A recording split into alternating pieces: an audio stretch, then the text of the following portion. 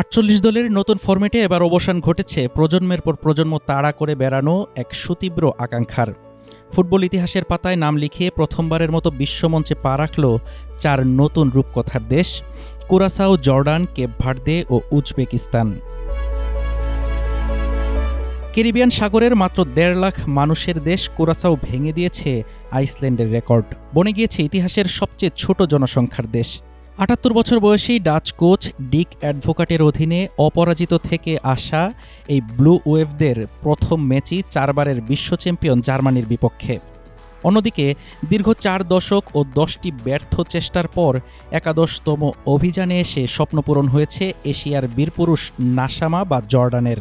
২০২৫ সালের জুনে ইরাককে হারিয়ে প্রথমবার বিশ্বকাপ নিশ্চিত করা জর্ডানের গ্রুপে আছে ৩ বারের বিশ্ব চ্যাম্পিয়ন আর্জেন্টিনা। আফ্রিকার ক্যাপ ভার্দেও দেখিয়েছে অবিশ্বাস্য চমক।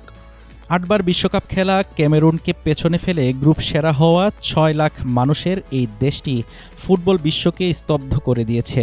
আর মধ্য এশিয়ার প্রথম দেশ হিসেবে বিশ্বকাপে জায়গা করে নিয়েছে সাবেক সোভিয়েত ইউনিয়ন থেকে স্বাধীন হওয়া উজবেকিস্তান।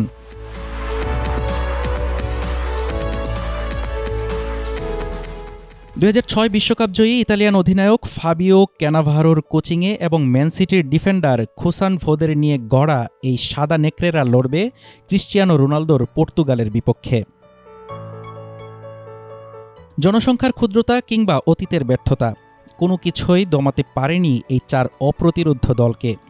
পরাশক্তিদের ভিড়ে এই ৪ নতুনের স্বপ্ন জয়ের গল্পই হতে যাচ্ছে ২০২৬ বিশ্বকাপের সবচেয়ে বড় আকর্ষণ।